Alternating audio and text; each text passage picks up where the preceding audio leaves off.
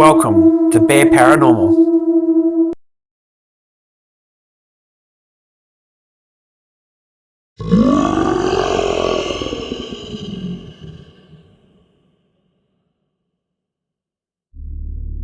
The Indigo Investigators, Book 2, The Loddon Lament. Chapter 1, The River of Static.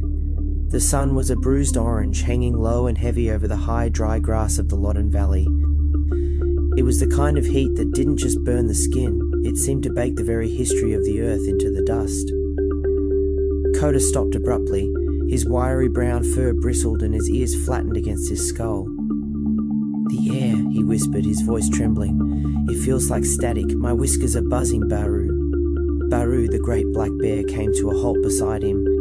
His amber eyes didn't just see the landscape, they pulsed with a deep cautionary glow. He looked toward the shimmering line of ancient river-red gums that marked the banks of the Loddon. "You're feeling the Banyul, the hill breath," Baru rumbled. "We are entering the territory of the 1839 massacre. This land hasn't forgotten the scouring." Behind them, Bira and Loanna struggled through the scrub. Bira held the wooden smoking Coolamon high, but the fragrant gum leaf smoke wasn't dancing in the wind as it usually did. It was turning thick and black, clinging to the bowl as if afraid to leave.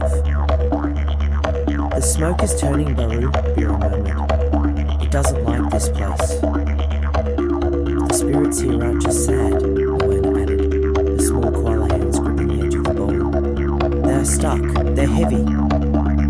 Baru nodded, his gaze fixed on the water. In 1839, the mounted police and the settlers cornered the DJR Orang clans right here. They called it a skirmish in the official reports, but the land remembers it as a harvest of souls. Men, women and children were driven into the deep water. Those who weren't reached by the guns were claimed by the weight of their own terror. Their songlines were severed before they could reach the mountain. Chapter 2, The Shadows in the Reeds.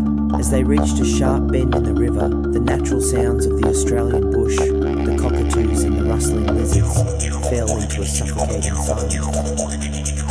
The water of the Loddon was unnaturally still, like a sheet of dark glass. Coda gasped, pointing a trembling paw toward the reeds. "There, look!" Shadowy figures were huddled along the muddy banks. Some were small, others tall and broad-shouldered, but they all shared a terrifying trait. Their faces were gone, replaced by swirling grey voids of grief. They didn't move, they simply vibrated with a low, mournful hum. They had lost their interrupted spirit essence to the trauma. To help a Jara spirit pass, you cannot simply command them. You must remind them of who they were before the world broke. Mira stepped forward, opening a small pouch of sacred white pipe clay and red ochre. "We brought the old earth with us," she whispered. Baru approached the largest of the shivering shadows. He knelt in the mud, meeting the void where a face should be. "Listen to me, ancestor. You are not the number they wrote in their journals.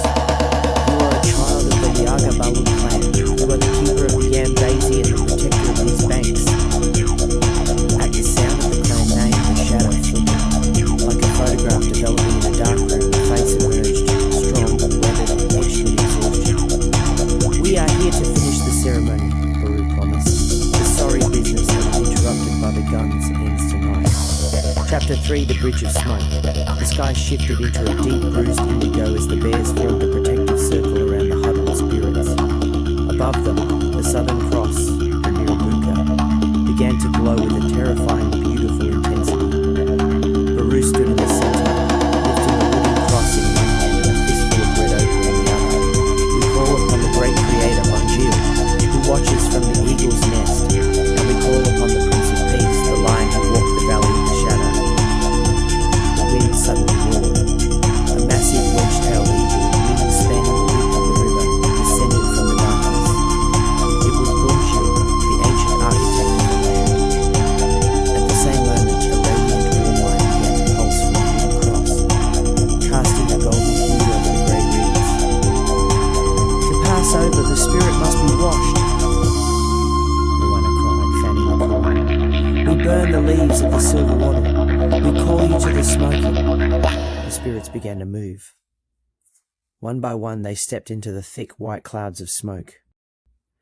As they passed through, the grey trauma fell away like old skin, revealing glowing figures in traditional possum skin cloaks. Baru looked at the transformed warriors and mothers. "Look to Langanuk," he commanded, pointing toward the silhouette of Mount Alexander. "The path is open. The Prince of Peace has paid the blood price for this ground. You are free to climb."